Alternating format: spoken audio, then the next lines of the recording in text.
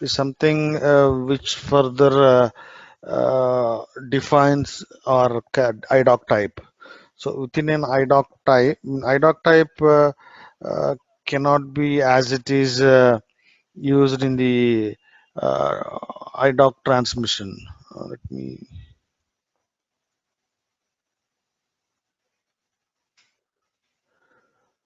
Sorry.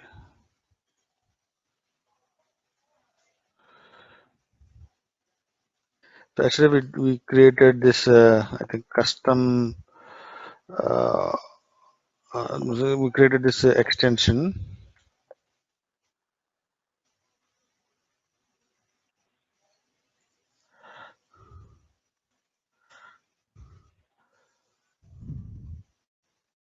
Okay, sorry. We need to we created an extension. So when we search for extension, we need to change the radio button. Then only this set shelf will show the correct values. So this is the extension we created yesterday, and wherein we incorporated this new segment. So this custom segment usually comes into the picture when the backend application has some custom fields inside them, which were added by implementing one of the screen enhancements. So this IDOC type cannot be used as it is in the ALE setup to transmit the data. This IDOC type needs to be linked to a message type, and that's the message type we need to use in the actual ALE setup. Reason being, like for an IDOC type, there could be versions. That means the systems involved in the interface setup, if they are not on the same version. So the sending system might be a higher version and the receiver system might be a lower version. In that case, whatever fields that are there in the IDOC type of the higher the sending system, there might be some additional fields in the sending system, but in the receiving system, as it is a lower version, lower SAP version, those additional fields might not be there.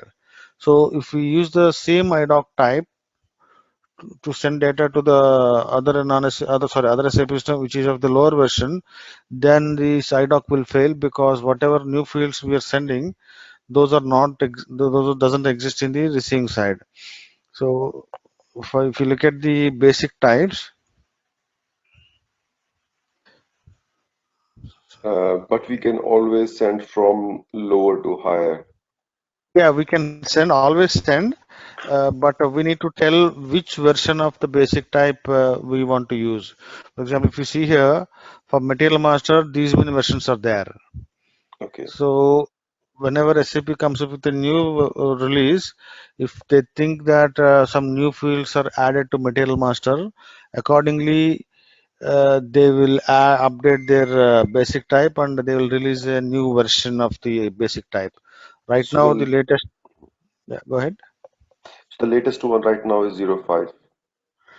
Yes, The one. zero Okay. 05, but it's not usually depends on what system we are interacting with. What are the Yes. systems involved in the interface requirement? So in case uh, whatever fields are there in MATMAS 05, let's say if MATMAS 05 doesn't exist in the receiver side, if we configure our ALE setup with this MATMAS 05, still IDOC will be transmitted, and there on the receiving side, let's say receiving side there is only up to MATMAS 0 up to 0 version exists. Then it somehow tries to map them, but these additional fields, I don't know, doesn't know how to map them. So that's why it will end up in error. So Okay. we need to link what version of the IDOC type we want to use. We need to link that version to something called message type. So that's how it's mentioned in the slide that message type further characterizes the data that is being sent. That means IDOC type is the one which actually determines what data is getting transferred, but further characterization in the sense what version we are sending. And in addition Okay. to this version specification, there are few more uses the message type. Like using the message type, we can actually filter some of the segments which are not required for the receiver system. And also, when we talk about the update triggers, like to automatically send the change write-offs, I mean change data. In that case, we actually rely on message type. So basically, message type has several uses. One of the main uses is this. We can specify what version we want to what version of IDOC type we want to use based on the version of the receiving system. So the Okay. place the other uses I'll discuss whenever the topic arrives.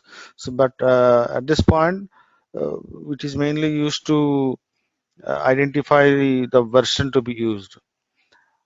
The other uses, as I said, during update triggers, wherein we use a concept called change documents and change pointers, where an IDOC is sent today and there is some change occurred after some time. At that time, we don't need to manually push that IDOC again. As and when the change occurs in the system, the IDOC will be generated automatically. So that we'll handle using a technique called change pointers. So there, this message type will the message type we will going to use. So the place where we create this message type, the transaction So, code is. Yeah, go ahead. so can you go back on the slide, please? Yes. So these are the examples. So these are the kind of so deb mask, cremas. These are all the types of IDOCs. Yeah. No, no, these Okay, are existing message types. So I message just, types. for reference, I just put a few of them, but there are many message types. Okay, If you go to the IDOC types slide, these are some of the existing IDOC types. okay, Atmos 05 is the latest version of IDOC type for material master. BOMMAT is for material bomb. DocMos 05 is for document info record. These are the IDOC type. There are several best for every standard application, standard SAP application, be it material master or purchase order, whatever. SAP releases corresponding IDOC type and message type as well. The usual naming convention SAP follows is this last two digits will be the some version indicator. First, okay, whatever is there in before the number is the same that they use for message type and IDOC type as well. So that's why for matmos 05, the name of the message type is matmos. okay, So for message type matmos, if we want, we can link matmos 03 in the actual ALE setup, so that the message type acts as the indicator which version of the IDOC type needs to be used while generating the IDOC or while filling the segments of the IDOC. okay, So yeah, just for reference, I just put some of the commonly used message types and IDOC types, but there is for every standard object, SAP comes up with something, some message type and IDOC type. okay, And in case these are already available, in case we are dealing with some custom data related to some custom application, in that case, uh, we need to create our own IDOC type, and that IDOC type we need to link to a new message type, because that's the new custom one, so there won't be any existing message type or IDOC type available. So that's why to create a new message type, this is the transaction code where we do it. It's sometimes it's not only the custom application, but even if the standard application, for example, material master, you're sending data to a system wherein, let's say, there is already some interface available to send material master between two systems using okay, message type matmas. But in case we want to send the same the material master data to a different system, which is there in the customer landscape. So in that case, if you want, we can anyways use the same message type. But if you want to create your own message type and link same IDOC type, matmos 05 or matmos 04. It will allow you to do that, so that from the sending system, when it sends IDOC to two different systems, we can easily identify, okay, matmos standard message type matmos is used to send data to system 1, and custom matmos, custom message type, let's say zmatmos, is being used for system number 2. So for better identification, we can create our own message type and link the standard basic type. It's not that when we create a custom message type, we only are supposed to link a custom IDOC type. For custom message type, we can link the standard basic type as well. So in W81,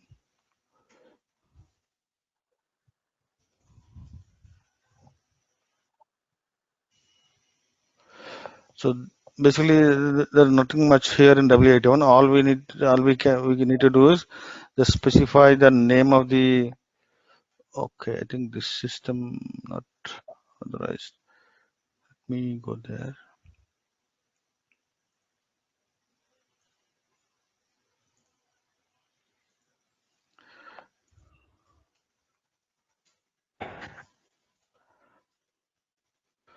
So once you go to the change mode, you add a new one. Just give your name of your custom message type and some short text. That's all we're going to do here.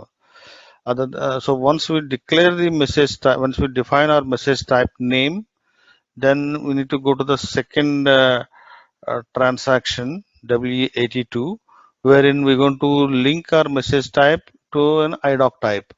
And the IDOC type that we want to link might be a standard SAP IDOC type or custom one. It doesn't. It will allow anything. It's either a custom IDOC type or a standard IDOC type. Try if we have authorization for W82. Custom you mean by the extension one, isn't it? Uh, yeah, that's what custom one. I mean, extension will come into picture when we want to extend a standard basic type. Okay, but what will be the custom one? I mean, are we going to copy the basic one and then we are going to customize it? No, no, we don't need to do that. This is basic custom basic type comes into the picture. Let's say you have some application developed at customer side, which is not delivered by SAP. So this material Okay, master, sales order, all these okay, are delivered to us by SAP. But in case there but is that. a, Mhm. So what sorry, I'm so saying is in case, but yeah, we go need ahead. to connect it with some ALE, isn't it? So that the both of the system can talk to each other. Yes, yes, yeah, that Yes, okay, comes into the that comes later. But okay, here, when I say custom basic type, what I meant is, so whatever basic type that we shown yesterday, these are yes, delivered by SAP, and this is meant for material master application. okay, In case there is an application developed at customer location which is not delivered by SAP, like some custom requirement, wherein there's some dialog program, there's some custom transaction created for it, and the same custom transaction exists in the other system also. And if they want to send this data between those two systems, then by analyzing that custom transaction, we need to design our own basic type. So that starts okay, with Z. So when we design our own basic type, uh, we need to take into consideration what exactly is in that custom transaction. What are the tables and what are the relations? What is parent and what is child? Accordingly, we'll design our basic type. okay, So that is a custom basic type, not delivered by SAP. So though if there is once we deliver this custom basic type, in case there is some change, if you want to add some fields to some addition in one of the existing segments, or you want to add an additional segment, you can still live with custom basic type only, because it's a custom one. You always can go to the change mode and modify any segment or insert a new segment. In that case, extension is not relevant. Extensions relevance comes only when we want to modify one of the standard basic type.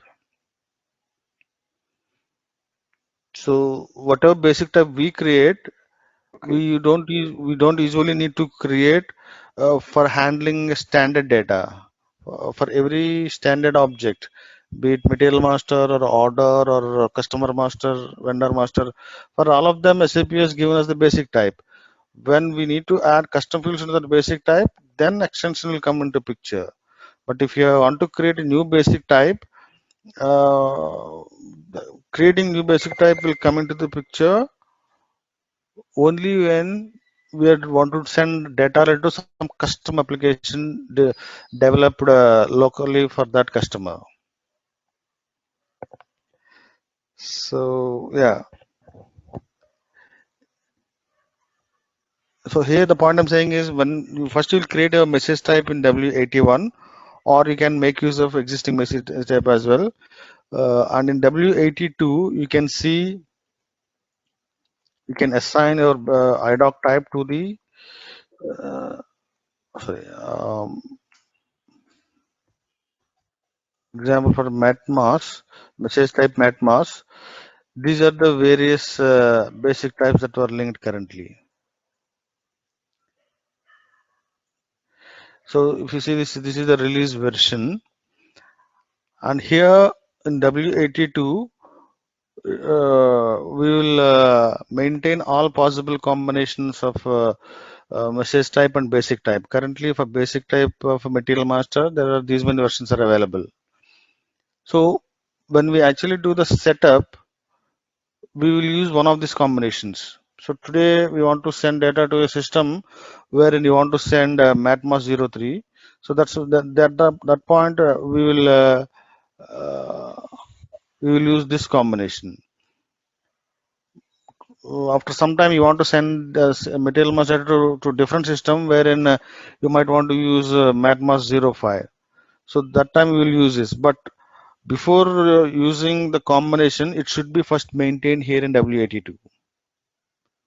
As it is a standard message type and standard basic type, these combinations are already maintained by SAP.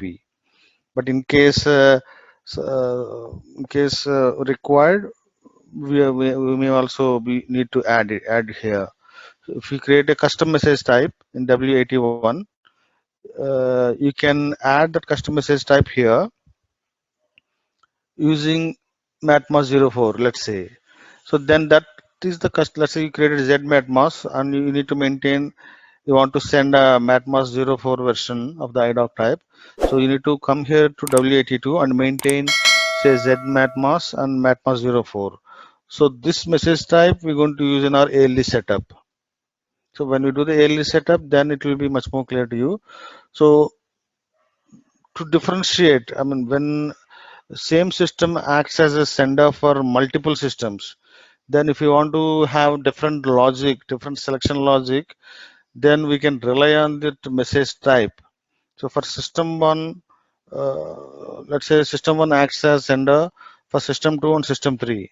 So for system one, we configure our ALE setup using matmas, and when we do the setup between system one and system three, then we configure our ALE setup using zmatmas. So that's where so while sending data to system two, there might be different selection criteria. Whatever kind of materials you want to send to system two, the kind of materials that you want to send to system two might be different. But which means for system two, you might want to send only let's say semi-finished materials. But system two, you want to send all for system the other system you want to send all material types. So to handle, but if you use the same message type, you don't have any you cannot you cannot apply your selection logic there. So to differentiate based on the message type, to differentiate the selection criteria, you can make use of this message type.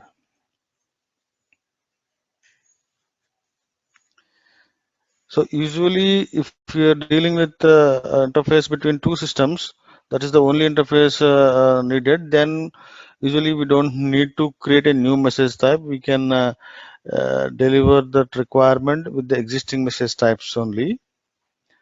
Uh, but that won't be the usually that won't be the case. Every now and then there will be new interface requirement comes up, and the for that new interface the selection criteria might be different. So to differentiate when you actually start implementing the program, there you can based on the message type we are using, we can implement our selection logic. What kind of materials we want to read and for what materials we want to send the IDOC. So I'm yet to get the login to the client 800. Right now I'm logged in as client 810, wherein there is less authorization here. So once I get client 800, then I'll actually create a message type and link it to an existing IDOC type. Excuse me. Most likely I'll try to get it from Aditya today only.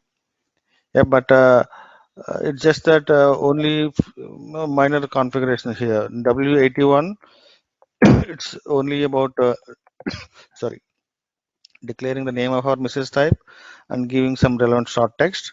And in W82, it's just about uh, linking our own or linking the required IDOC type. For example, for burial bomb, these are the four different IDOC types available in the system. So based on the, right now there are three only. So based on the version of the receiving system, we can use the corresponding IDOC type here.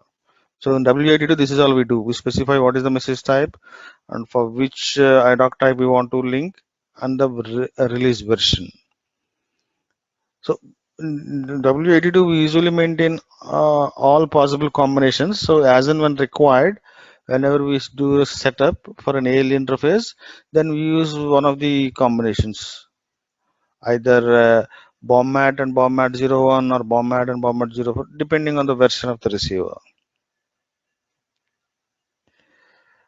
Uh, any questions on message type? No hurry. Thank you. Okay, okay. I'll get, I'm in client 810, I'm able to do only a few things. Like yesterday, we were able to create this IDOC type, but this message type, it says I'm not authorized. So I'll try to get that login in client 810, wherein we have more authorizations. And then I'll try to do these two steps, W81 and W82, most likely by tomorrow. Yeah.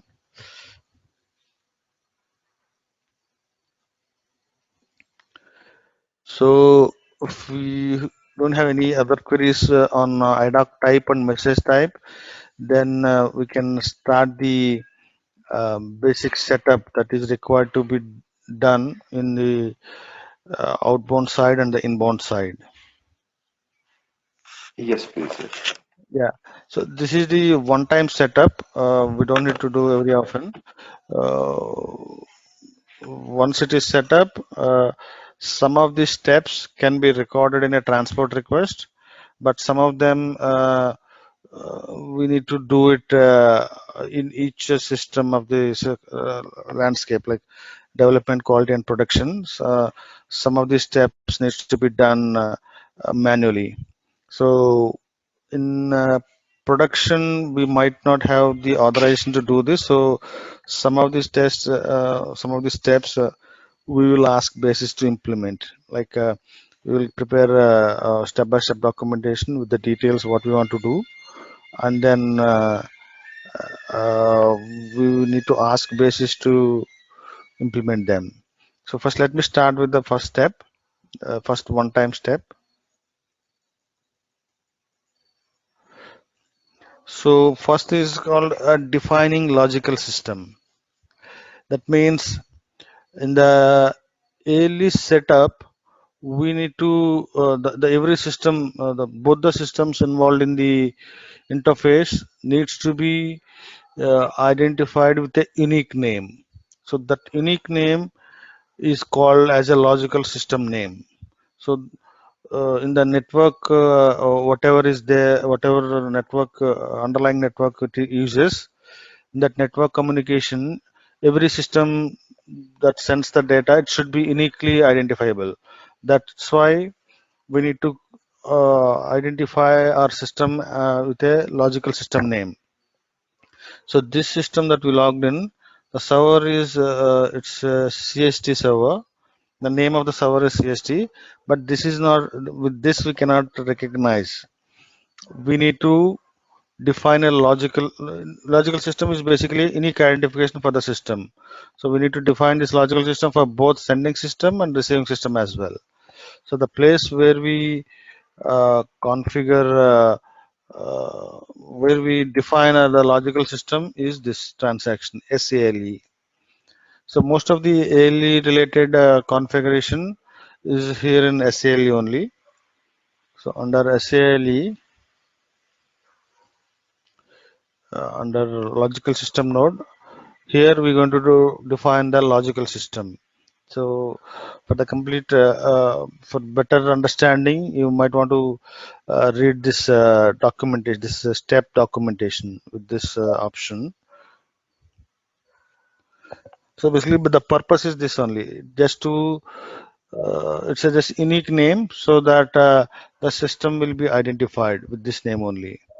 So here again, here also there is nothing much. It's just a name that you need to specify and some relevant short text, relevant description of the name.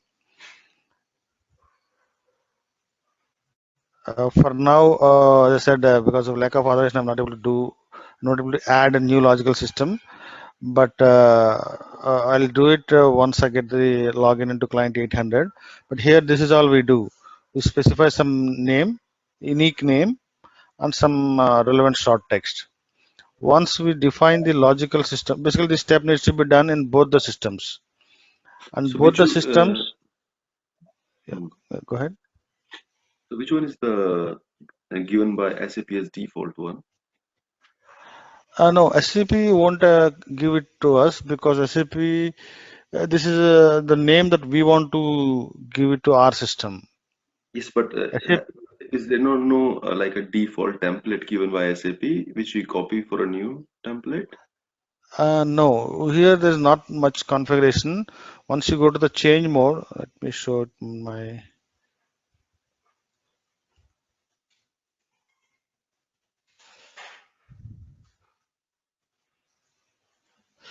As it's my customer system, I just want to not to save it. So once you create a new entries, uh, this is the only two fields available in this transaction. Just name of the logical system and system. So SAP Okay. won't. SAP doesn't suggest anything here. It's uh, just a place where we can define. So this step basically needs to be done in both sending and receiving system, and in both systems we need to define both the logical systems. That means, let's say we are sending data from system 1 to system 2, and for system 1, for example, for system 1, this is the logical system, let's say you define. In system 2, this is the name of the logical system we define. So both in the sending system, we need to define this logical both the syslog1 and syslog2. We need to define in this step so that it for sending system it knows what is the name of the receiver, what is the Yes. logical system name of the receiver. Similarly, on the receiving system, once you go to this place, we simply need to define syslog1 also. In addition to syslog2, in the receiving system, we also need to define this also. Reason is, once we start, this is the logical system we actually use in the, there is something called partner profile configuration. So this is the logical system we refer as a partner name. So when we do that setup, let's say we only added this in the sending system. At this place, let's say if we only added the first syslog one, but when we actually start doing the partner configuration, there we need to specify who is the recipient here. So at that place, when we say syslog2, it says it will say that it is the syslog2 doesn't exist as a logical system. That's why in both sending and receiving system, we need to first declare both of them. The logical system name for the same system itself and the logical system name for the receiver. So basically, it's the place where we let the system know that there is going to be a partner with this name. But this is the one. Otherwise, when we start doing the partner profile configuration, there will be a place where we need to specify the recipient name. So if this name of the recipient doesn't exist as a one of the logical systems, then it will throw an error. That's why both the names of the both logical system names of both the systems needs to be maintained at this first step, just to let the rest of the configuration know what are the systems involved in the transfer. Uh, is that clear? Because so we Yes. go here, you go here, go to the change mode, and just declare syslog1 and syslog2. This thing you need to do on the receiving side as well. So once you Yes. define a logical system, we need to assign a client to a logical system. That means uh, SAP data is a client-specific data. So when we want to send data to the other system, we need to specify from which client of this sending system we want to send the data. So Okay. because it's a client dependent, SAP is a client dependent system. We need to explicitly define from which client of SAP we are sending the data. So that's why whatever logical system we created, we declared, the same logical system we need to assign it to one of the existing clients. So the next step is that assign logical system to client. When you execute it, yeah. I think it will become more understandingly when we do on the system, like so. It's Uh, so. I think we are going to do this tomorrow. Um, okay, then fine. Uh, yeah, then if you want, I can stop it here for today. okay. Let me get the logins to. Okay, then yeah, maybe yeah, that's right.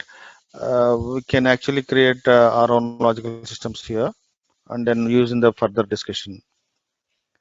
So, but let me complete this point here. Basically, the point I want to cover here in this step Yes. Yes. is Yes. Yes. uh, so basically, once you go inside this assign logical system to client, it will show all the available clients in the system. So Okay. now we need to decide from which client you want to do this interface. So let's say you want to use client 810 as the sending Yes. system. Then you just highlight it and click on this button. It will show these. So here this displays client. The logical system name is already assigned here for client 810. Okay. So the point is, if you want to send data from client 810, this is the logical system we need to use. We don't need to create a new logical system because for client 810 there is a logical system already assigned to it.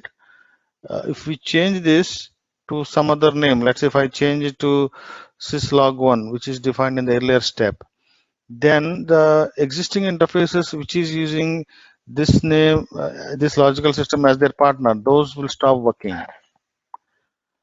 So if you're working on a new brand new system where this is the first interface we are setting up, then these two steps we need to do it.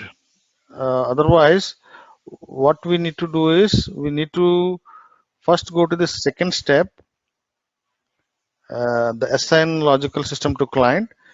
Then it will show all the clients in the system. Let's say client 800 is your source system. You decided that based on the available data, and based on business given requirement, you want to set up interface between client 800 of the source system and some other system. Then when you go here, if this field is blank, then you need to define a logical system. Then you go back and go to the first step. Let me cross.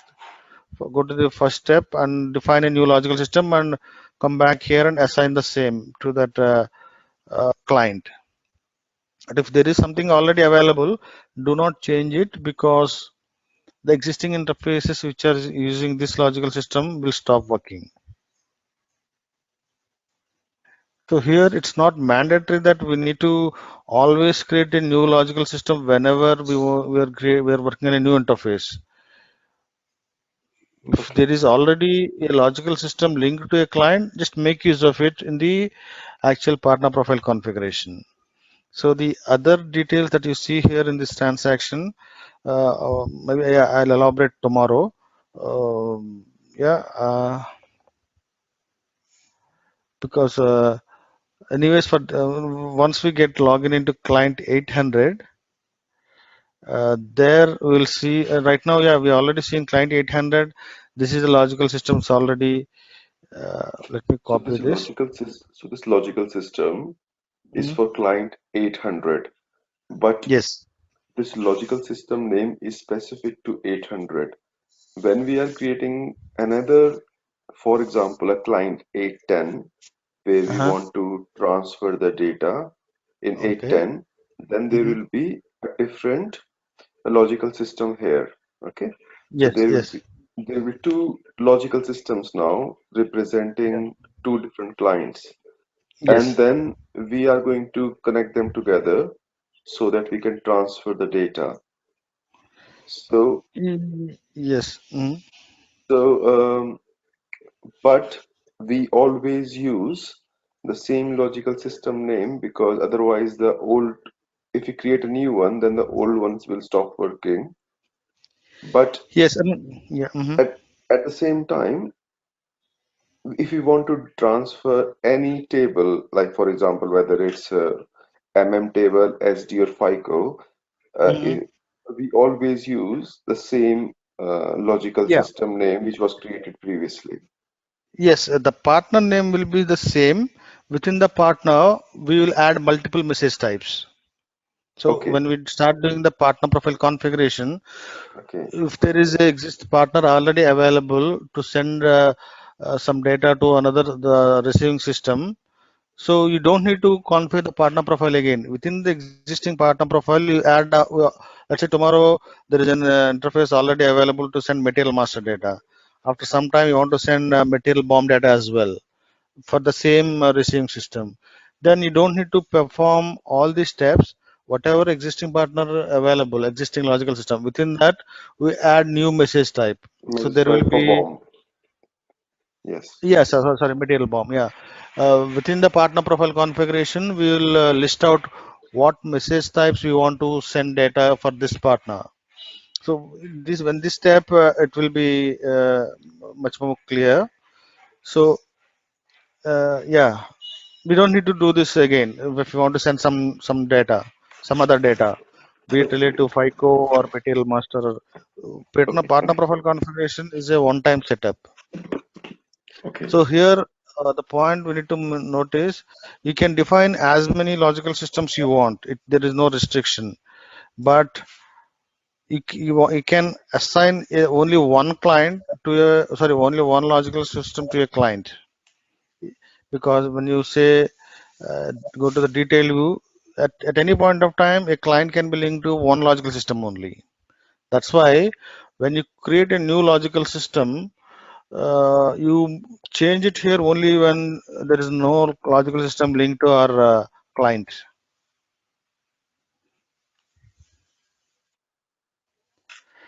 So once you, before you start performing these two steps, first you need to go to the second step, client assign logical system. And if you see for the client from which you want to send the data, if there is if the logical system is blank, then that's the time you need to go back and perform the first step. So this we do only for the logical system related to the sending system. But for a logical system related to the receiving system, you anyways have to define it here.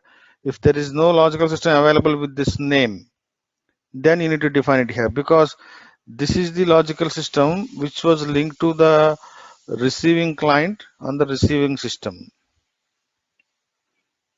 So for declaring the logical system for the sending system, we do that only when for this field is blank. For receiving system client definition, we have to do only when the name that we want to use doesn't exist here. This is the name I want to use, but if that is not there in the existing list, then that means you are interacting to that receiving system for the first time, so you need to add it here. So these steps before performing, this is where we need to start. Okay, and define a logical system, and then assigning this logical system to a client. So assigning the logical system to a client is required because the data in SAP system is client dependent. So we need to tell from which client of the system we want to do this interface setup. So today I got access into for the demo system for two clients. One is client 800 and other one is client 810.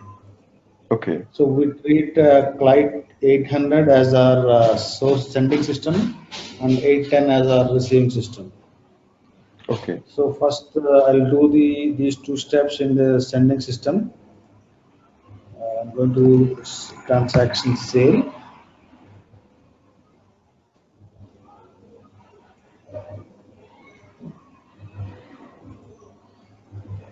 So yeah, as I said yesterday, before we define a new logical system, first go to the second step, assigning a logical system to a client, and see Okay. if there is already a logical system assigned there for the client for which we want Okay. to set up the ALE.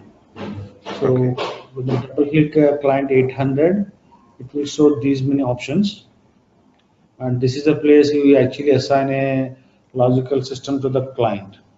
So if this is the first interface that is getting set up in the system, then this field will be blank, but otherwise it will be filled with some logical system. So If that where we is the got this from logical system, where we got this number from T90? uh, I think this is where we define it. The table, I'm not sure. Let me check. What is the table behind this view?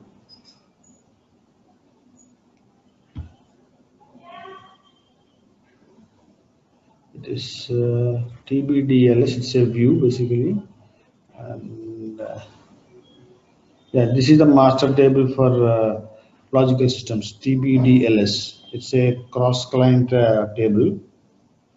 Okay. If we do it one client, in all other clients of the system, the same logical system will be displayed. It's not a client-dependent table. So this is the table. You're asking about the table behind this view, right? Yes, and where we got that T90 name from? Yeah. So in the next step, whatever logical system name that you are seeing here in the client, this before assigning it here, it should be declared first in the first step, define logical system. Here, when you define it, you need to specify a name and some relevant description to that. So this So what I name, okay, so what I'm going to put it in there, can you just please show me? yeah, one minute. Let me copy this first. It should be anything that just by looking at it should strike that. Let me show it first. So this is the just the name of the logical system and some short text. So when you want So to we have to enter just create new, it. Okay, okay. it's already, yeah, because Yes, it is used in the second step. That means it is already defined. yes, defined. So we just So first randomly copy, or do we copy and create this, or just do a new entry straight away? There is no option to, yeah, there is an option for copy.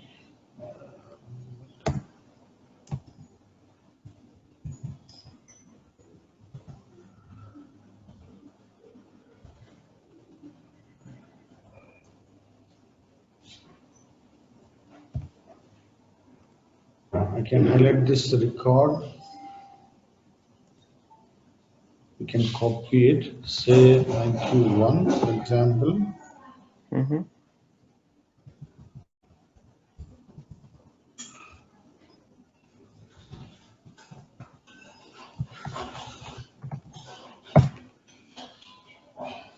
Yeah, that's it. When you save it, it will prompt for a transport request. Yes. Create one.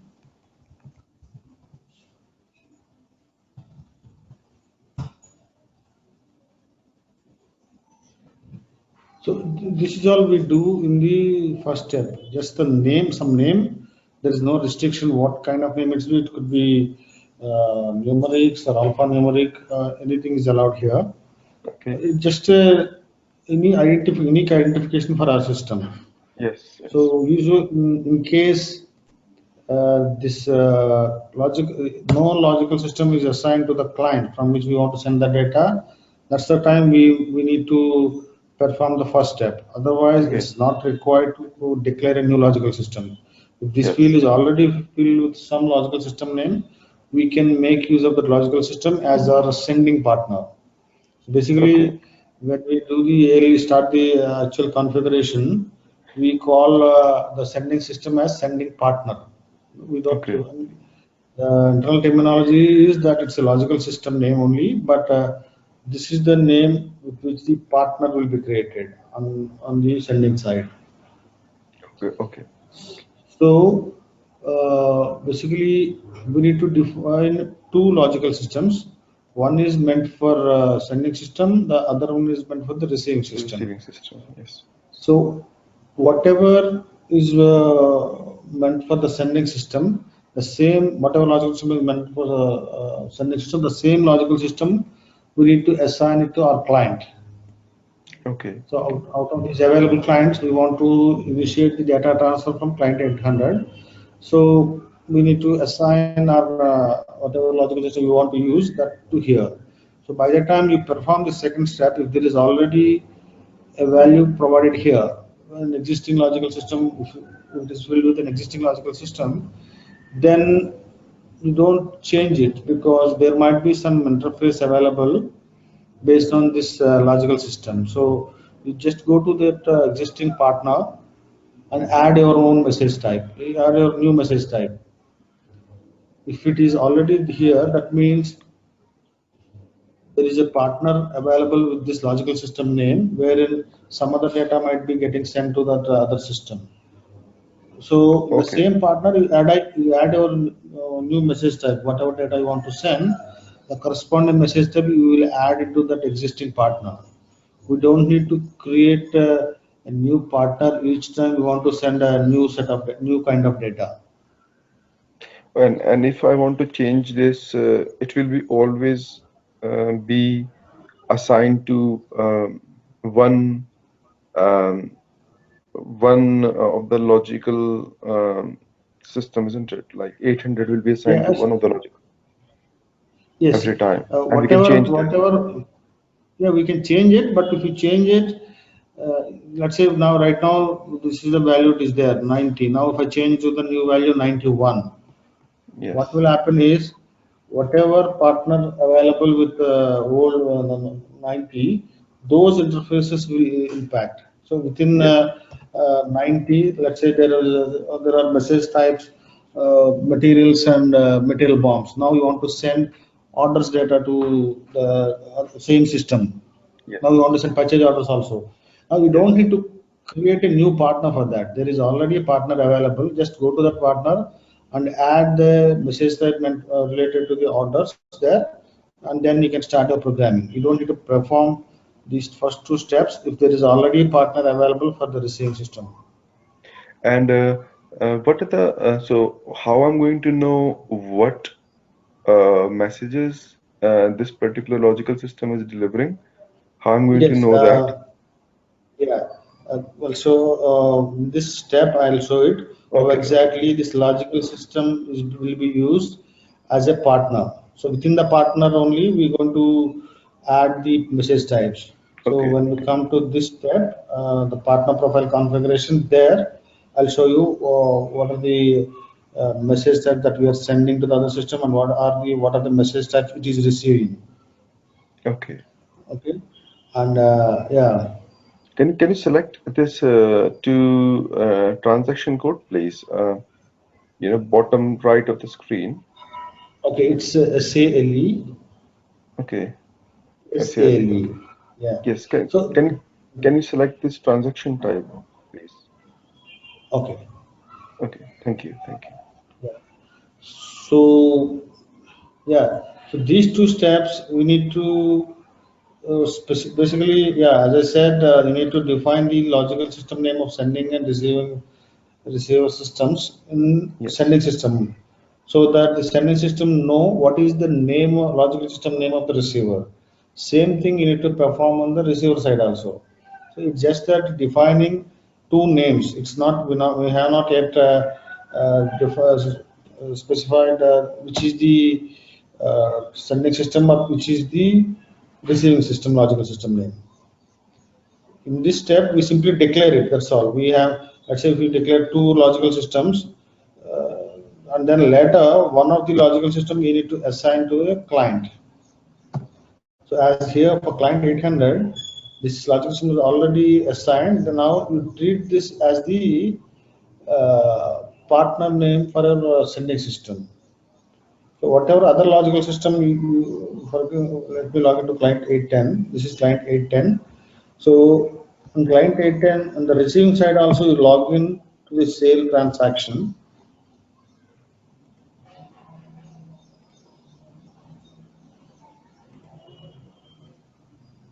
Okay. Oh, okay. I'm idle for some time, that's why it's taking time. So basically in the receiving system also we need to check what is the we need to define, we need to declare the logical system of the receiving sending system basically.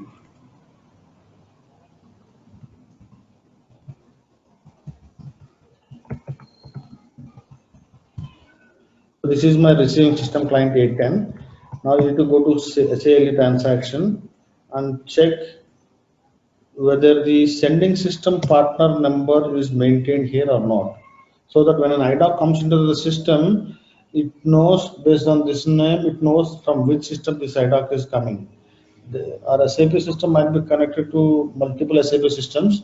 So just to have unique identification for the sending, we need to let the system knows by declaring the sending system logical system name here.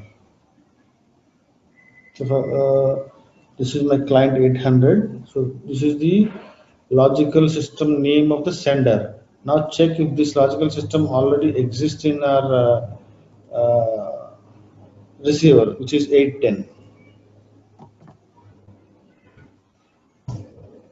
It is there. Now, in case this is not there, because this is the these are two clients within the same system. Whatever we do on the one client, is automatically reflected in the other client.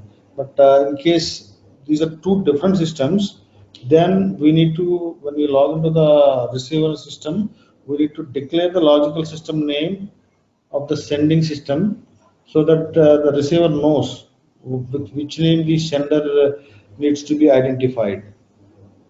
So So here, you mean for both, sorry, so you mean for both 800 and 810, if they're in different clients, the name will be same. The logical. the name will be same, but when we actually do this between two systems, when you log into the receiver system, the name of the sending system might not be there. So you need to go to the change mode and declare it there so that Okay. it treats that name as a valid partner. If we don't declare it here, when the IDOC comes into the system with this name as the sending partner, then as this name is not declared there, it thinks it's an invalid partner. Okay, but it has to be the same name in both clients, or it can be different. No, whatever name is used on the sending system, the same name we need to use, the same name we need to declare on the receiver side. Okay, okay, okay. So just because these are part of these two clients, 800 and 810, are part of the same client, same system, whatever we're doing in 800 is visible in 810 because this is a one-time Yes. setup. But the data which we are sending is dependent, so that when we create a material number, let's say material number 123, which doesn't exist in client 810, once we support the IDOC in client 810, material 123 will be automatically created. Data is a different topic. I'm talking about as we don't have the second demo system, I'm doing it between two different clients. So whatever we're doing it between two different clients will be this exactly same when you actually implement between two different systems.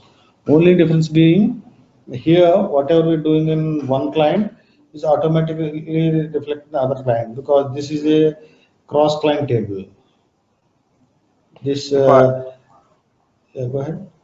if I have a demo system from my side, Okay. can we, I mean, not now, like, can we later on combine my demo system to your demo system and then transfer data as well? Yes, we can do that, but the thing is, both these demo systems should be linked with something called a remote connection.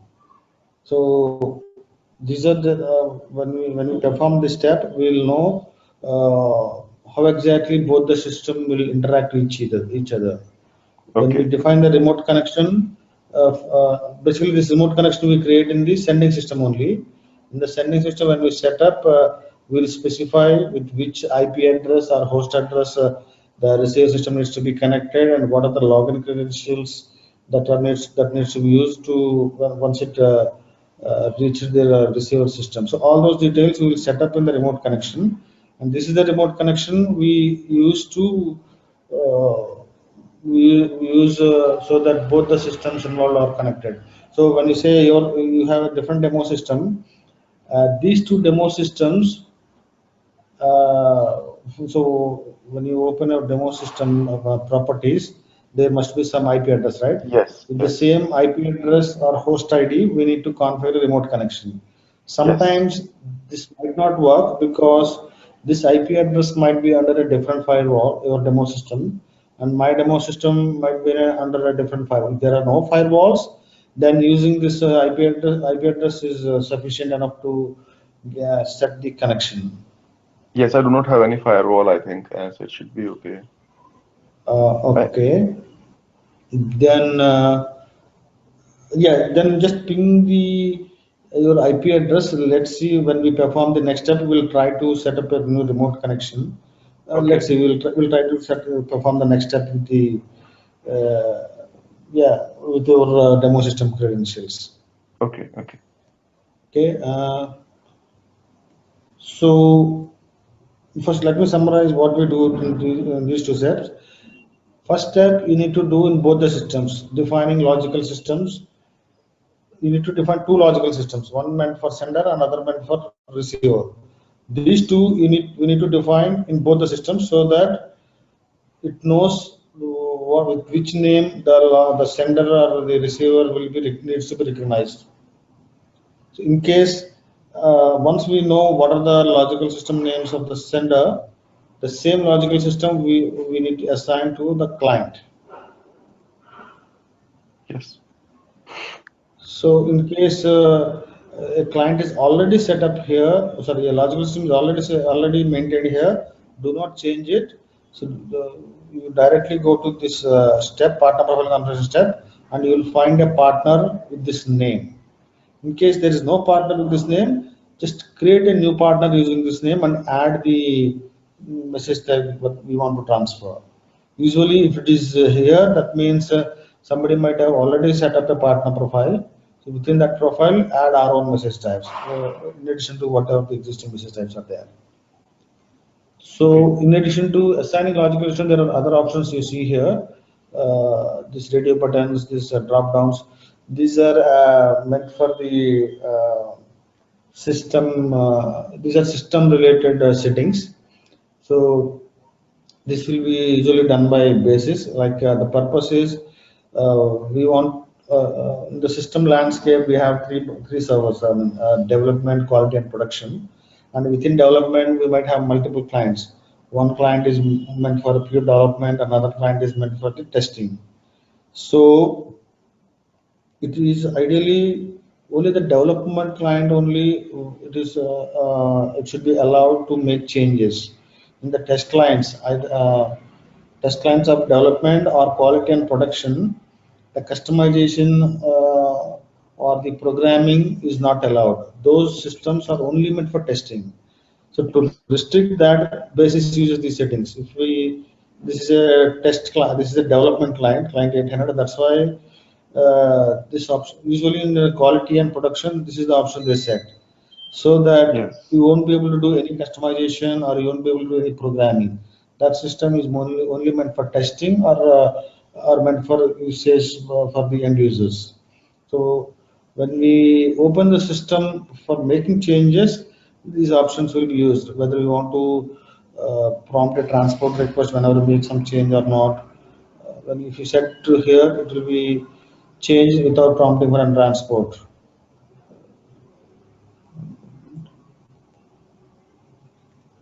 Okay. Yeah.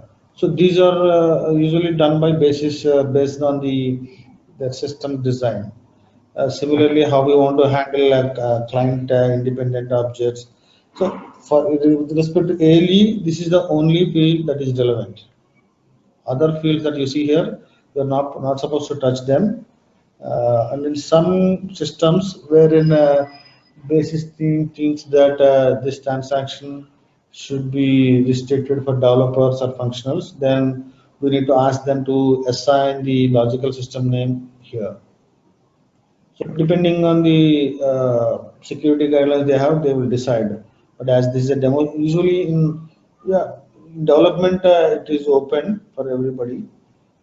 But in quality and production, this transaction is always shown in display mode, because in the production or quality, if you if you modify this and make some changes for customization, then there will be an impact on the system performance. So that's why it is restricted.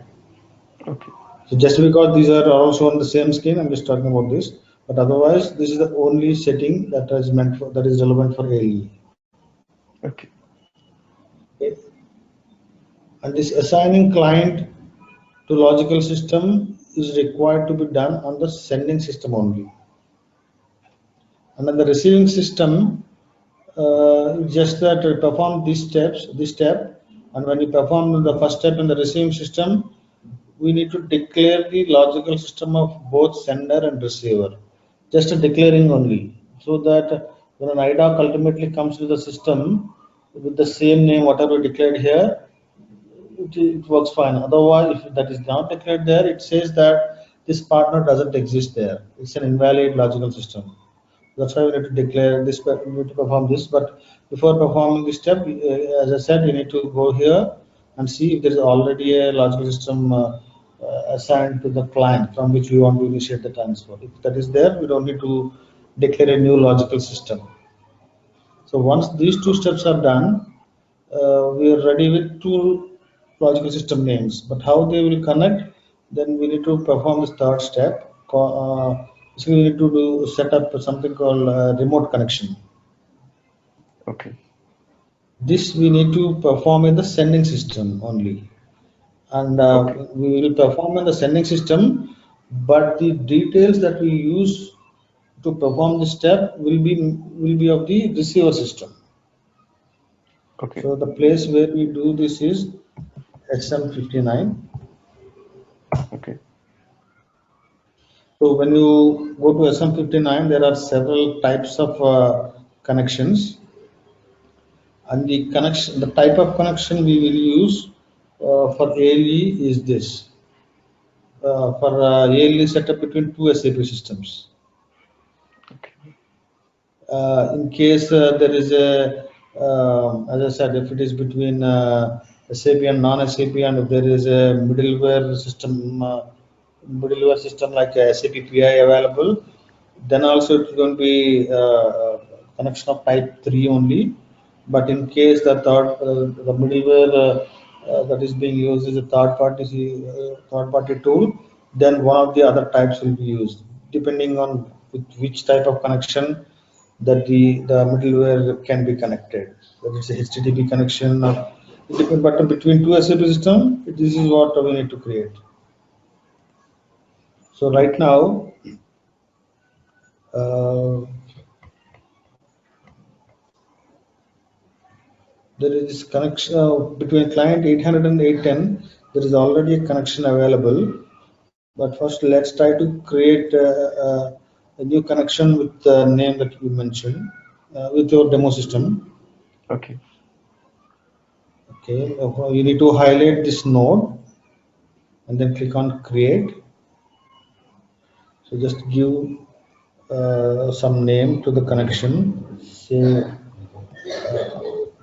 what is the server ID? Like for us, it's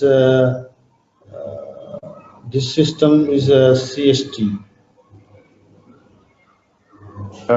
Maybe are you copying this from CST. CST? Okay. Give me CST one. is Okay. Give yeah. me 1 second. Yeah.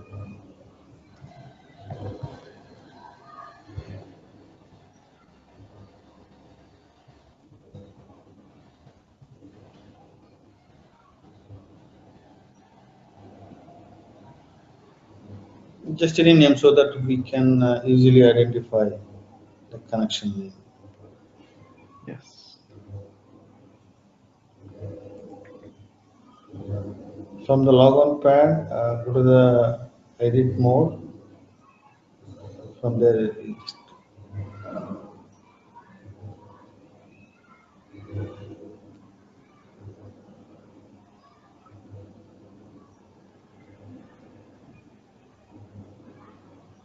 So where I'm looking to what you want? no, I just need this IP address Just IP of your address. system. Okay. Yeah, IP address and instance name and system ID. Either set up the remote connection using an IP address or a host name. Anything is Okay. fine. So and then system number. These are the details meant to connect to the system, connect to the receiver system. So Can once you it is can connect, you just start again? How do you did this, please? Can you start again? okay, let me cancel it. So I come to SM59. Yes. It will show all the types of connection. You just highlight the connection of type 3 Okay. and then click create button here. Okay. So basically, let me go back. It will show you all the available connections here, all the type 3 connections. So if you Okay. want to use, there is already connection available for a receiver system, you don't need to create a new one. Same connection you can use when you do the partner profile setup. As right now there is no connection available between our demo systems, we are Yes. setting it up. So usually this will be done by basis. We simply specify, we simply let the basis know between between to which receiver system we want to do the setup so that they will create it for us. But nevertheless, let's try to create it because why basis will do this for us is because here once we provide the host address of the receiver system, we also will provide the login details uh, with which user ID and password we need to connect to the other system. Yes. So this user ID and password setup will be done by basis, and this Okay. remote connection should be as per the applicable compliance. It should be compliant with the whatever auditing rules they have whenever two systems are being connected. Depending on the region, for North America there are different compliance rules. For Europe there are different compliance rules. So these rules, as a developer or functional, we are not aware of it. So that's why this particular step will be performed with basis. We will have to say to them is with which system we want to send our IDOCs, and from the receiver system people we need to get a login ID and password, and those details we need to share with our sending system basis team. In case Okay. the basis stream is same for both sending and receive system, then it's fine. They will somehow manage it. But usually, these systems, the basis teams will be usually anything can be have either it will be the same basis team or a different basis teams. But in case that's the different basis team, as a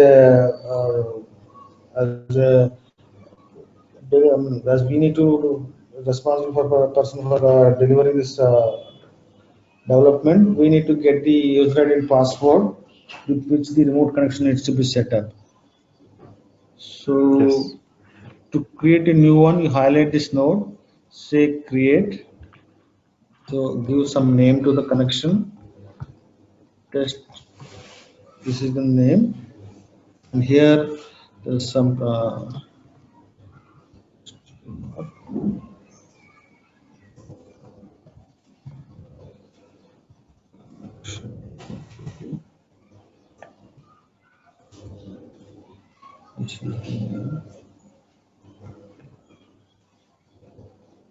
these are just some short text. And then here in the technical settings tab, we need to specify either an IP address or a host name. Okay. So this is the host name thing, and the system name, system number. Okay. Basically, whatever we entered here, this is just to connect to the other system. Once it is connected, we need to tell what is the with which user ID and password we need to link. We need to enter into the receiving system. Okay. So what is the client? EMS 802. 802 and Uh, user so ID and password. It's basically whatever user ID that is maintained here, that should be maintained here. It will actually allow any kind of user, but uh, it will be it should be a user of type system user. So when we whatever user ID we get, the type of the user is dialog user, so that we will be able to log into that system in the foreground. When you see your type of user in SU01, it says what kind of user it is. But the user ID ideally that needs to be provided here, it should be a system user. yes. But if you have a system user available in your system, you can share that to me. Otherwise, you just ping me your user ID and password, and I'll confirm it here. We'll I've see. just sent you my user ID. Sending you my Okay, password now. and this is the user ID, password.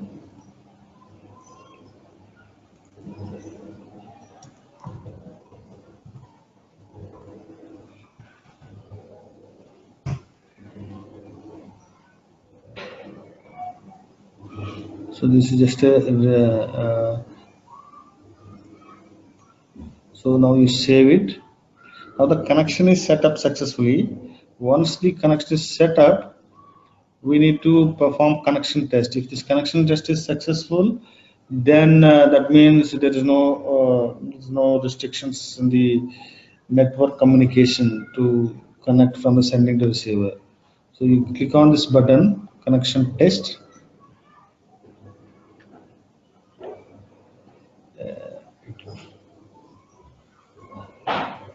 So when if you see this kind of a screen, that means connection got established successfully.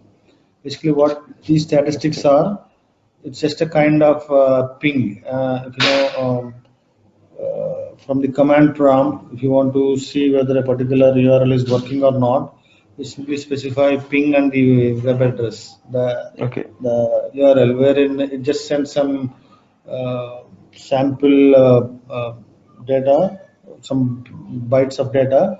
If the URL is valid and in working condition, it will return some response. That's what it did.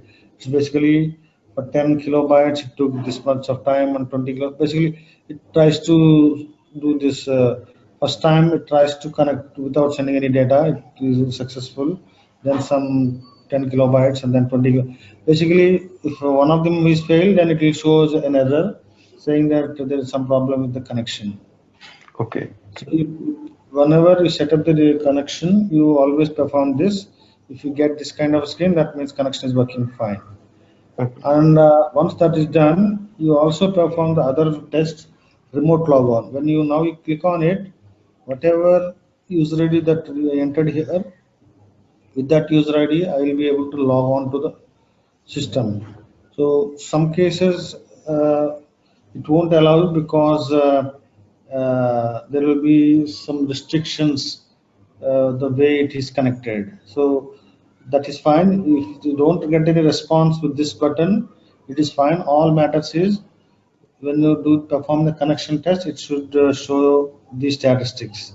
Yes. Other than the statistics, if anything, if there is an error, error message will be shown with a red background, and that means there's something wrong with the connection setup. Okay. So, but this we as usually never do this either basis either ABAP, either the developer or functional. We won't do this even in development system because this user ID you let me show you.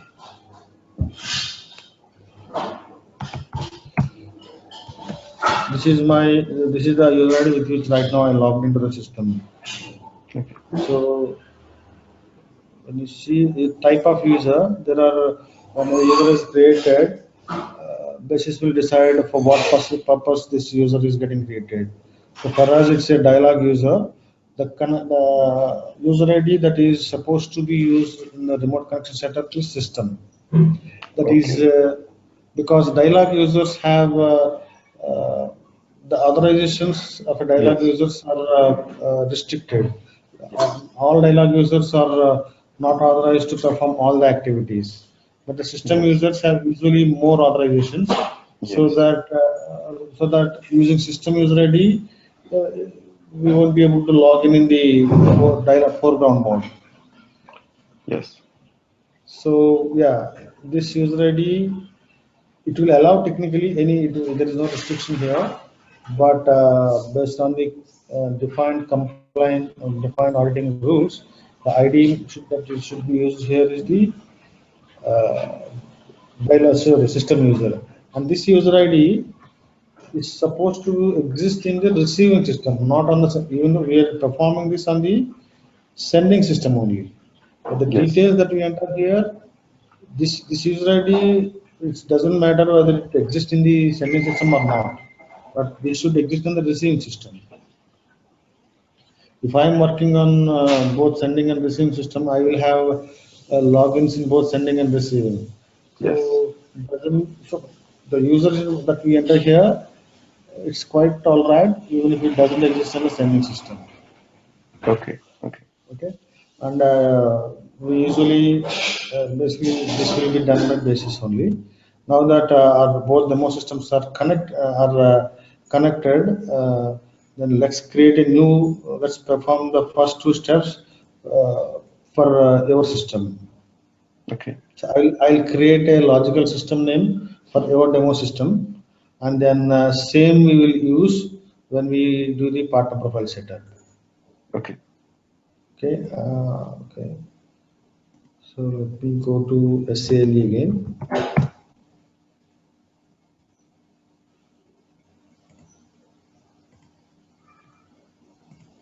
Any questions on these three steps? Defining the logical system.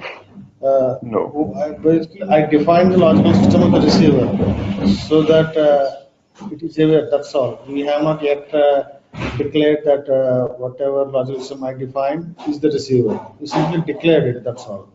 Yes. And we actually define the whatever we declared in the first step as a receiving partner at this place. Yes. Okay, and once these two steps are done, then the next step is called port. Okay. Basically, port will be set up using the remote connection only. So whatever remote connection we set up in SM59, it cannot be directly used in the partner profile configuration. This remote connection, whatever we created, it needs to be linked to a port, and the port we're going to use in the partner profile configuration. So why we need to do that is because in addition to the connection details, we further define some additional properties to that connection by declaring a port. Okay. So the additional properties are right now what we created was this is what we created test underscore biz. So now this is the remote control I'm going to use to set up the port. The transaction code that was used to create the port is W21. Again, this port creation also needs to be performed on the sending system only. Yes.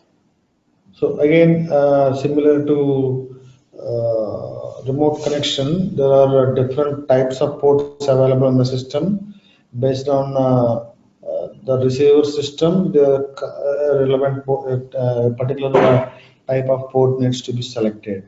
So for setting up between two SAP system, the type of port that needs to be used is transactional RFC, the first Okay. one.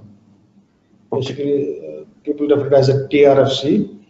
So, in case there is an existing port already available, we can make use of that. Otherwise, we can create a new one.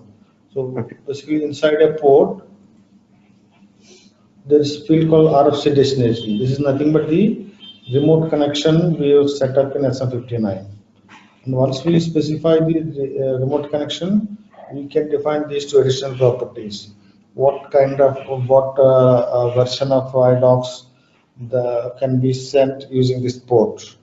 This is the Okay. additional property we will define to our remote connection. So Okay. as this is a new remote connection we set up, let's create a new one. So highlight the port of type transactional RFC and then click on create. So when you create it, it will you can create a port with your own name, or it will give us some generated name. So Okay. these numbers that you see here starts with A and ends with number. This is the generated port name. Okay. These ones are added. These ones are with specific name.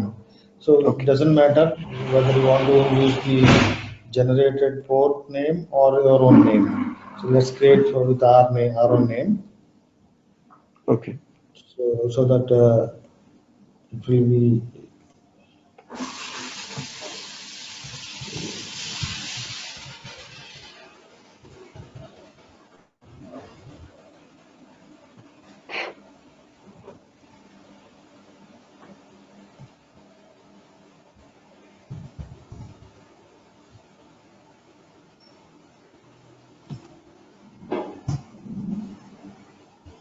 so I'll simply save it. I just use the remote connection,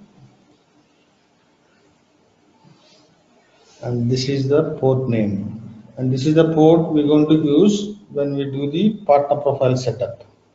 Okay. In the partner profile, basically in the port, this is all we do. In the port creation, we need to specify an existing remote connection and then just decide which version of IDOCs that are allowed to be transferred using this port. Okay. So once all these four steps are done, then we need to do the partner profile configuration. So by the before the partner profile configuration is started, uh, we need to perform all these four steps, and we need to know what data we want to send and what is the message type related to that data, and what IDOC type you want to transfer, whether you want to use the basic IDOC type or extended IDOC type. So all those details we need to figure out before starting the partner profile configuration. So whatever we discussed so far, all those things we're going to use in the partner profile configuration. Okay. Okay. Again, and the place where we do this partner profile configuration. So yeah, before starting that, so basically now in the this system client 800, I declared the logical system of your demo system. What is it? The name that I use is I think this one. This is the name I used. Yes. So now you need to go to your logical, you need to log into your logical system, and so yeah, now let's start with the partner profile configuration. Uh, just give start and then we'll continue tomorrow. The place where we do the partner profile configuration is this. The transaction code is W20, and here one more thing. Let me go to the port again. In port, I said this is the type of port that we need to create to do a ALE setup between two SAP systems. But you see there are two different kinds of ports. These are meant for different kinds of interfaces. If the interface, there are file-based interfaces, there are XML-based interfaces. Basically, these are meant for different purposes. Similarly, for the partner profile also, there are different types of partners.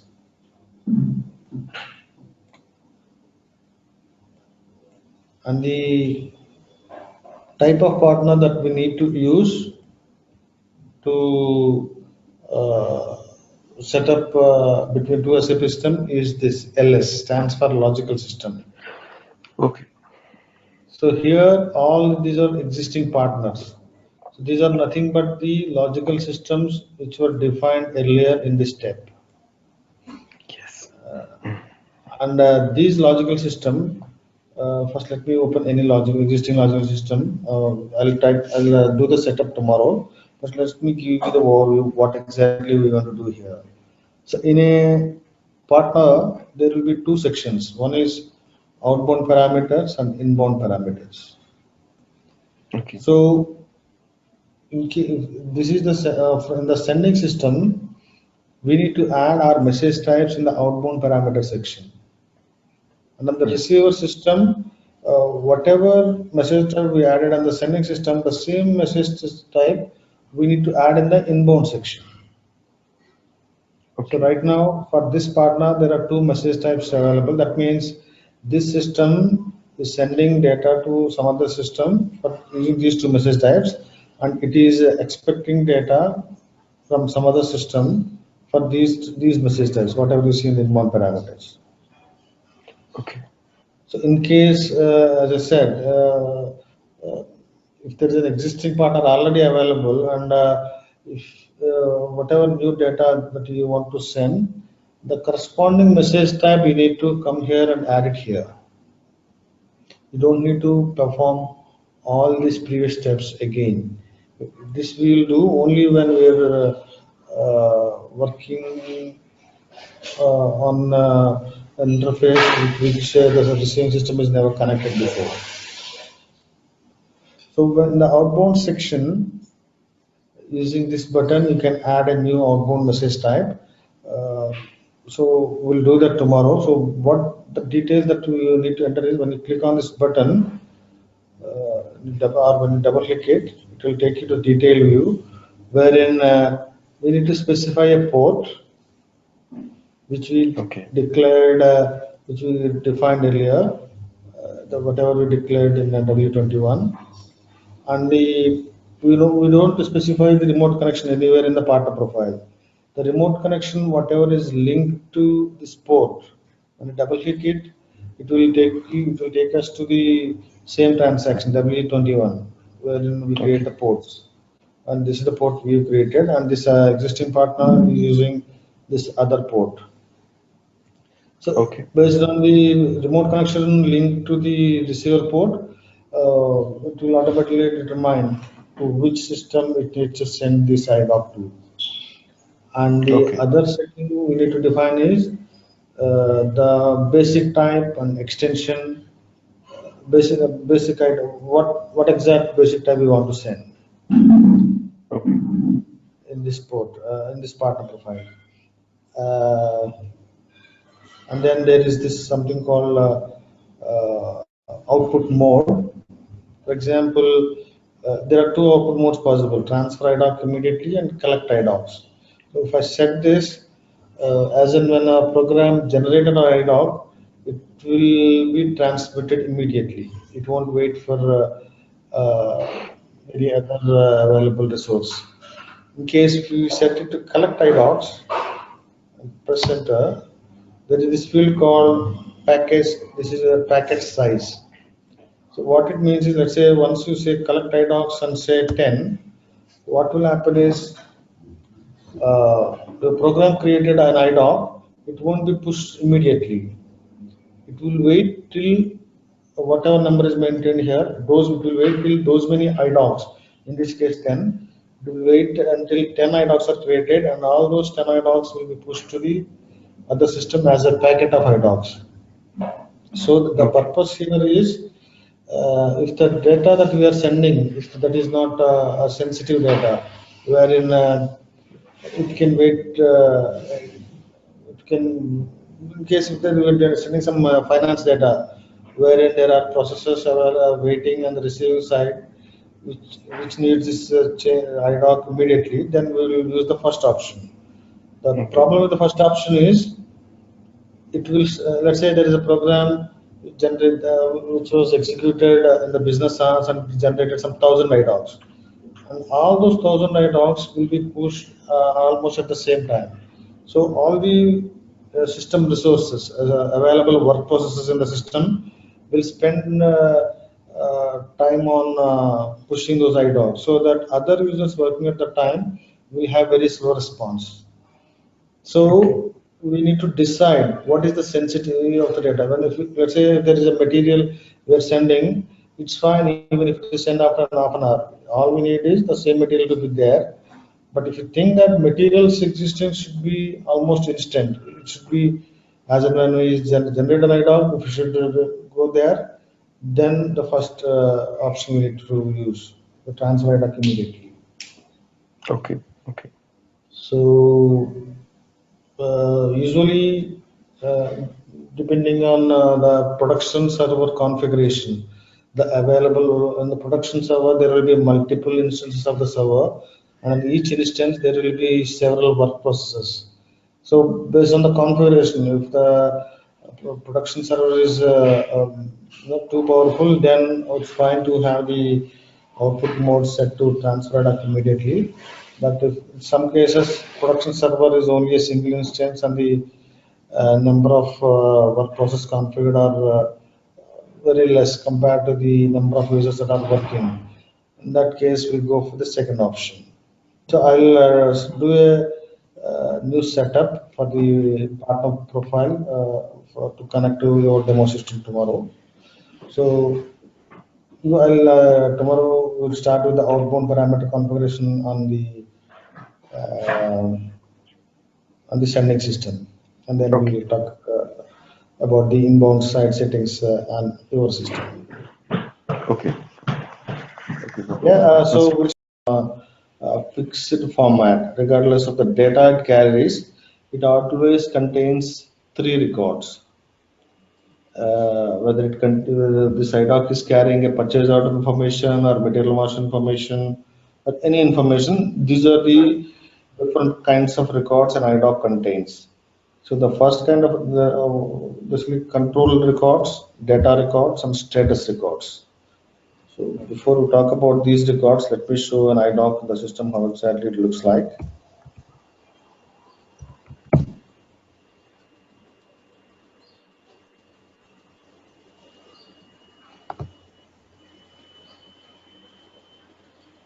I think it's kept idle for some time. That's why it's taking some time. So the control, before it responds, the control.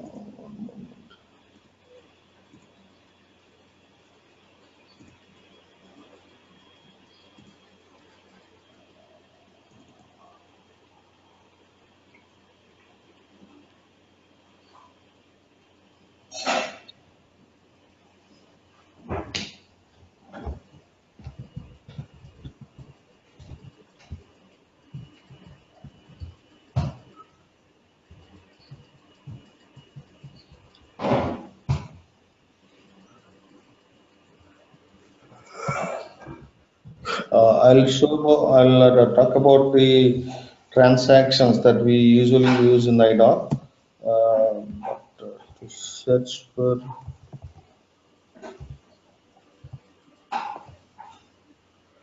So if you see this IDOC, there are three kinds of records: control data, data records, and status record. This is an existing IDOC in the system which was sent earlier, and the control record shows the administrative information of that IDOC. That means to which other system this IDOC is being sent, and what is the IDOC type it is using. So as I mentioned earlier, IDOC type is the one with which we can identify what data it is carrying, and what is the at what time it got created and what date. Basically, the control information of the IDOC. So this is how this it looks like. When you double click this node here, it will show all this information. So if you see the second tab, there is partner tab, wherein you will see what is the receiver system details, and these are the sending system details. And this type, IDOC type information is this. So I'll talk about in detail what exactly is an IDOC type and what is the meaning of this matmas 04 later. But at this point, just think that control record of an IDOC informs us that to which system this IDOC will be pushed to. Because for our SAP, for the sending system, there might be more than one SAP systems that are connected. So just by looking, we might be sending data to more than one SAP system. But for to know which of those SAP systems we are sending this IDOC, this control record will help us understand that. So whatever you see here, when you double click it, some of this data is also shown in this right side information, in the right side screen. Right side also like this technical short info. So here you can see that whether what is the IDOC type that is being used, for who is the receiver partner number, and other details. So these other details, message type, partner type, port, these things we will discuss in detail later in the sessions. So at this point, just think that control record contains the uh, administrative information of the IDOC. And one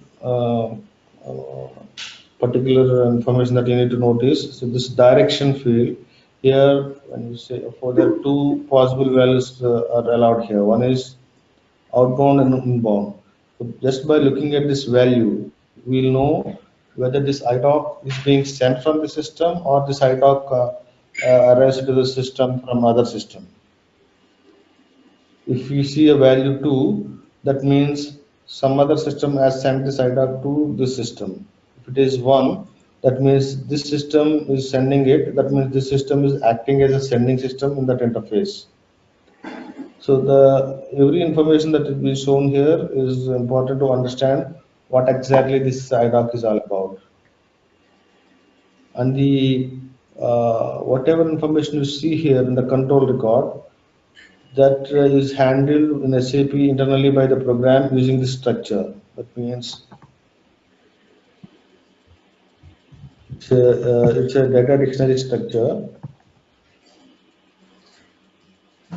It's on the screen. This is how it's shown. It's shown on all these tabs, and on the main view, this is all it is shown. But the program, the internal program which generates IDOC will use this structure basically.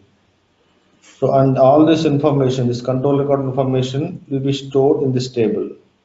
The program which generates the IDOC uses this structure for internal work area declarations, and ultimately when the IDOC is generated, the control information of the IDOC will be stored in this table. That means, for example, this IDOC number is this. If you see this IDOC number in this table,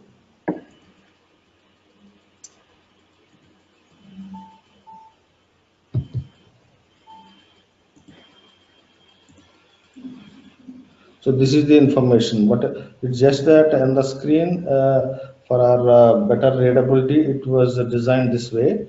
But these values will be taken from this table only, EDI-TC. So that's how I recognized each kind of record. I mentioned the backend table of that record, and there is another kind of record, something called data records. The second node that you see here. So control record is always one. For an IDOC, it's always a single record control call for control record. And data records might be multiple, depending on the kind of data that you are sending. So, for example, you are sending material number 123, which has one plant view. But then you are sending another material which contains three plant views.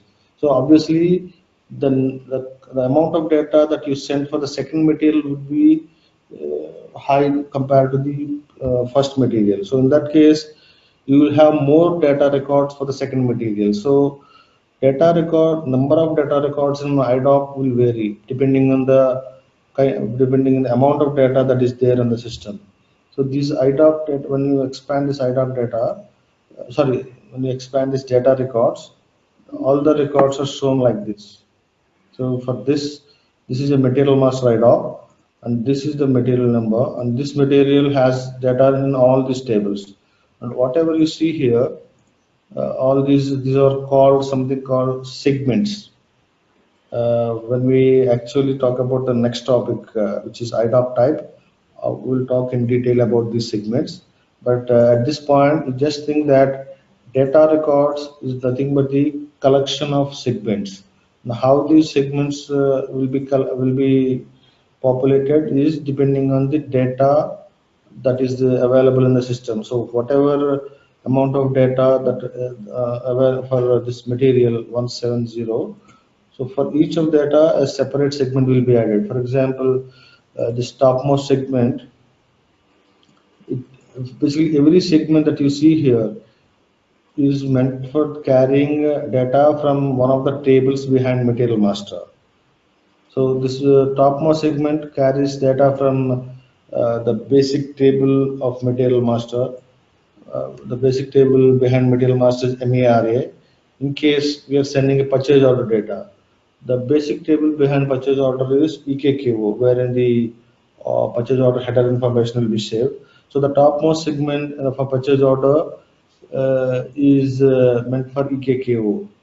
So in this case, as I said, behind each of this application data, there will be many tables. So when we send data to other system, we need to send data from all those tables. It's not that only the material number and some material short tags and only few data. It's about every single information related to that material. So when we're sending material 170 here, let me open this.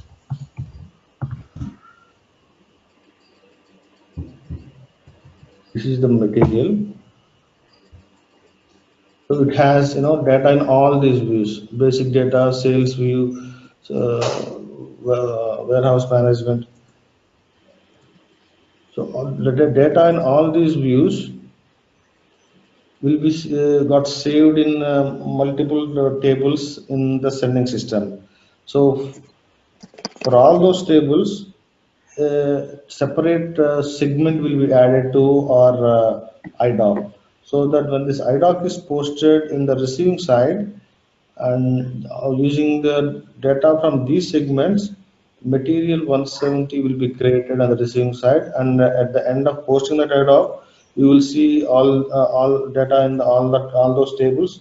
So when you see the same material there and using M03, all these views will be displayed.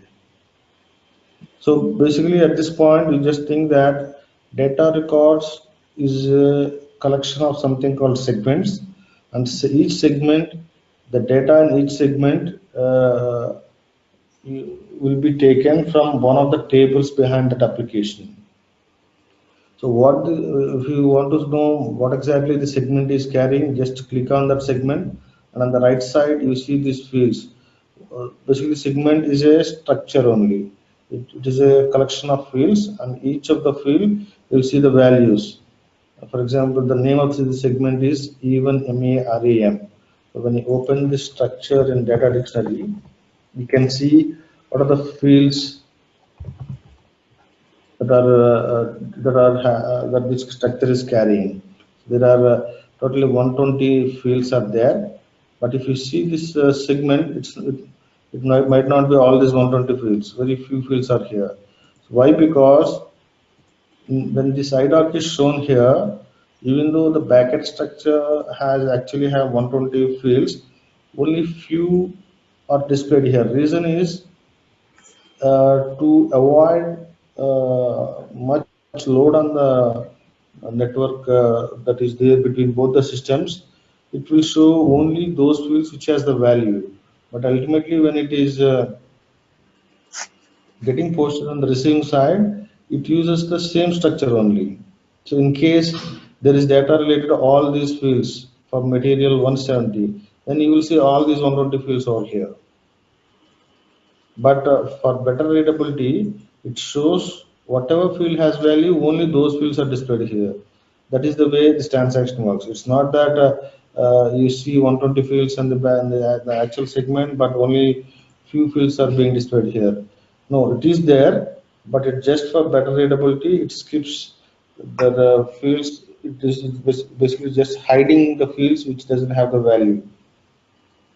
So yeah, data records is a collection of segments, and each segment is populated with the data from one of the tables behind that application.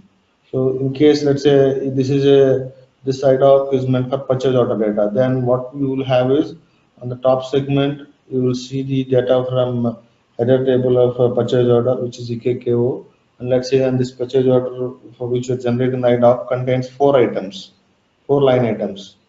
So for each line item, you will see a different segment. So that's how, let's say, and for each of the item, each of the line item, you have, let's say, two schedule lines. So 4 into 2, that means 8 schedule line information. So everything will be handled by populating a separate segment. So in this case, this contains data from MERA table, and this contains data from MAKT, which means the short text. For example, this material has descriptions in.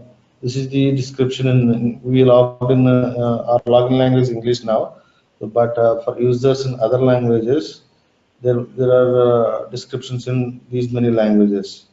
It's Romanian, Hungarian, German. So when the users from those languages logged in, this is the description they will that will be displayed. So for each of this description, we have a separate segment in our IDOC. So how exactly it determines how many segments needs to be inserted, that we will come to know when we talk about IDOC type. But at this point, just think that data records contains the actual data that we want to send, and it is a collection of segments, and each segment contains data from one of the tables behind that application. So any questions on these two topics, like a control record of an IDOC and data records of an IDOC?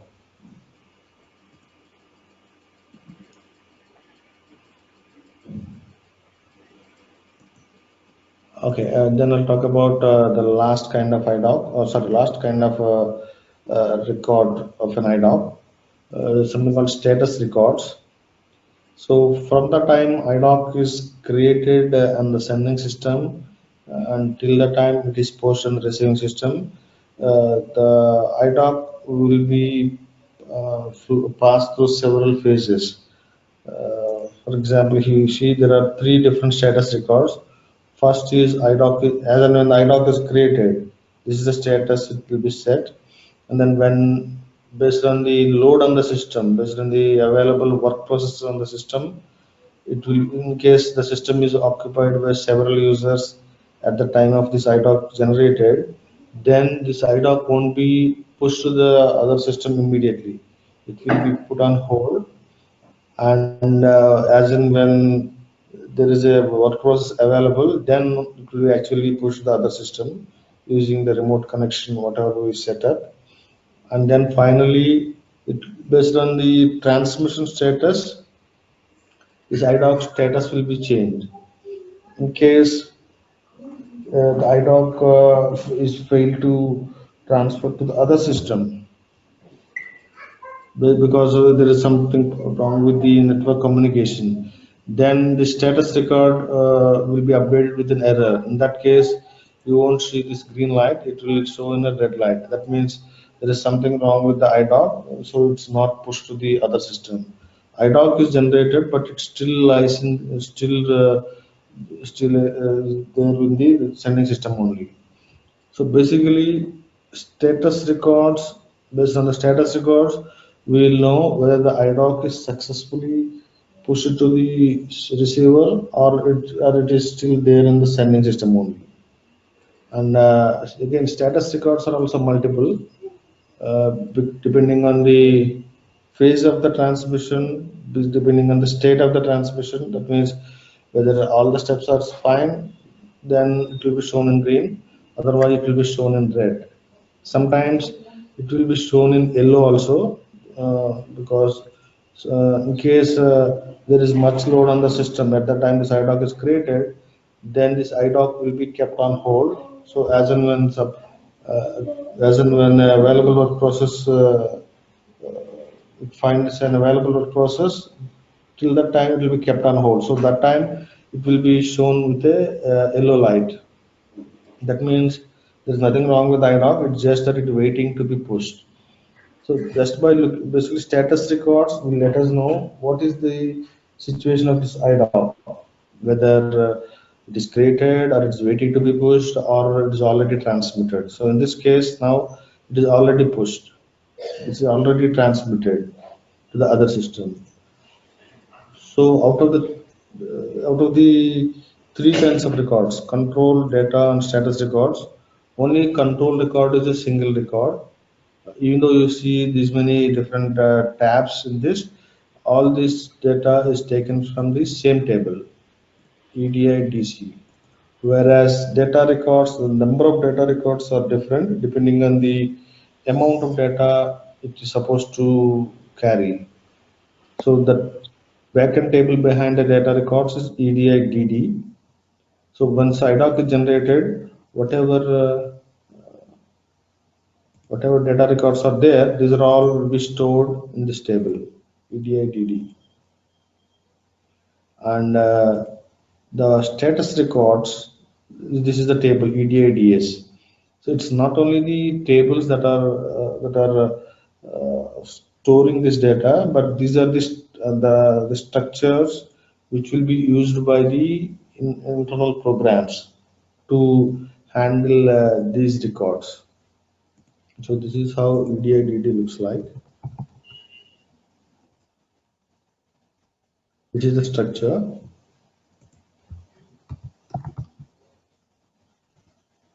So this is again this table.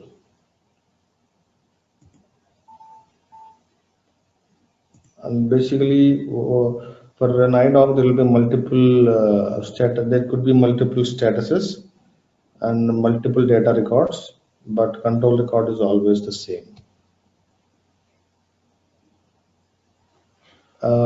Any questions at this point? Yes, regarding this data records, na, you told me about segments. Okay, so can you explore this segment E1 MRAM? Okay, so you see the table structure E1 MAKTM, segment 3, segment 4, segment 5, all represents to same type of segments. Means the structure is common. I think Yes, so.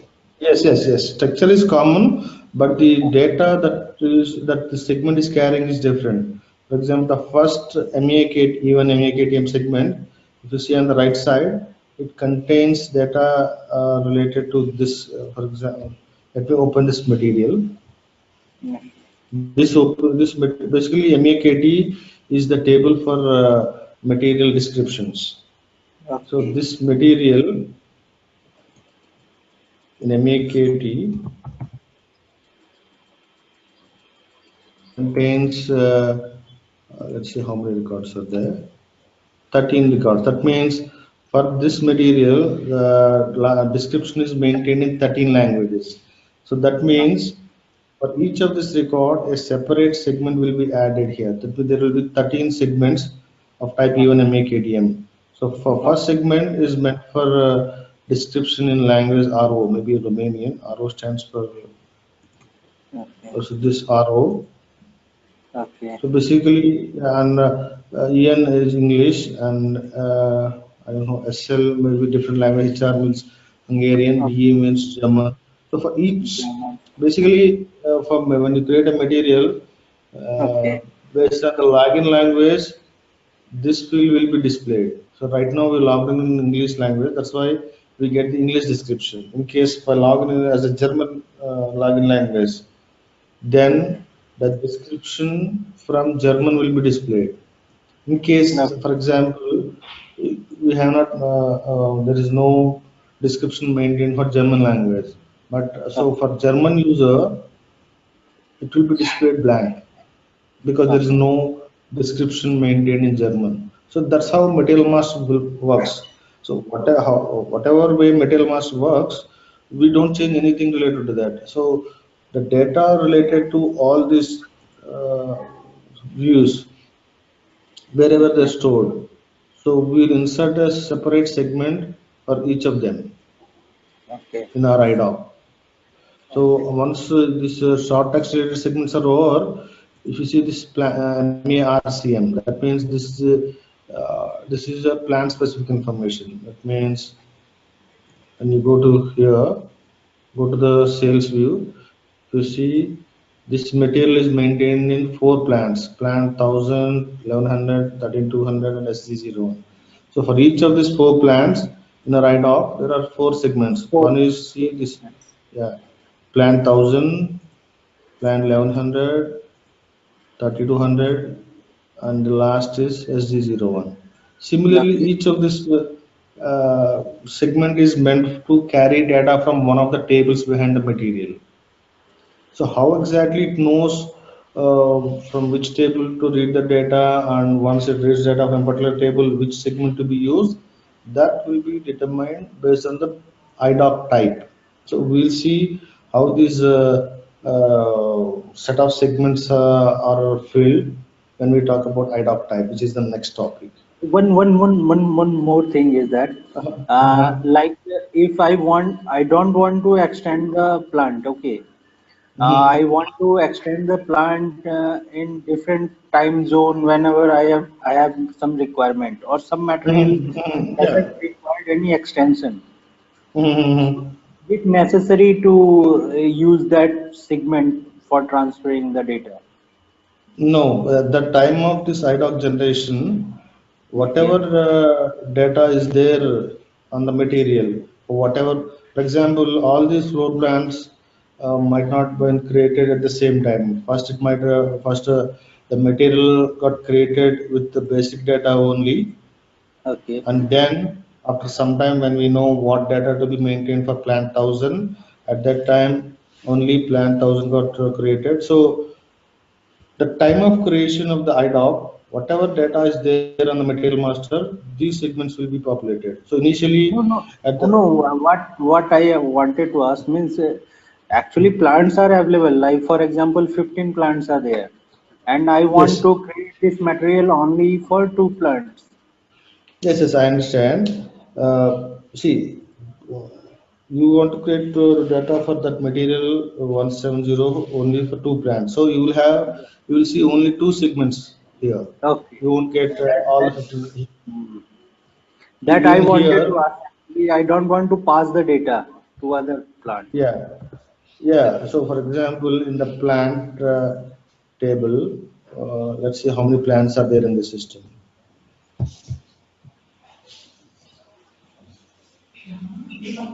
So this is the plant field. So there are 190 plants in the system, but yet in our IDOC only four plant related segments are there. Why? Because this material is extended to only four plants. That's why only four segments are there. And not only that, depending on the time of this IDOC creation, it will determine how many plant segments needs to be placed there. So all these plant segments might got created in various time zones. Initially one plant got created, and after sometimes second plant view got created. So so at the time of IDOC generation, whatever plants are available, only that those many plant segments will be added here. So initially, for example, you created only material with create material with only basic data information. That means data and basic data one and basic data two and some descriptions and some unit of measures. Then you won't see all the segments. You will see only maybe up to here only, up to here only. Okay. So later, when you extend this material to plant 1000, that time when an IDOC will be either automatically created in the backend based on the setup we have, or we need to create this IDOC again. So at that time, when you create a new IDOC, then these additional segments will be added. So initially So when the by IDOC was using update trigger, you are saying. yes, either by using update triggers, but if you don't have any setup available to automatically re-trigger the IDOC, then you need to manually generate the IDOC. Okay. It depends So on. a fresh new IDOC will be created, you are saying. Yes. So initially, when you send the IDOC, let's say you send only the basic data and short text only up to this Okay. segment only. Later, when the brand we got created, these two segments are added.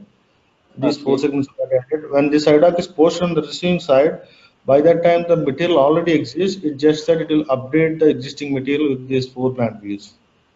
Okay. So that's how whenever a new plant you created, if you don't have update trigger mechanism in place, there will be inconsistency between the data. Material in sending system has more plant views, but material in the receiving system has no plant information. So Okay. which might be correct in some cases, because the receiver system might want the plant information of the sending system. The receiving system might be catering to a different set of plants, and they want to create the plant views locally there by Okay. going to MM01 or whatever custom programs they have. So it's not always both the data material 170 has the exact same data in between both the systems. It's a way that you want to handle it. That's what the application AL is all about. If you want to sync both application logic the same, you can do that, or else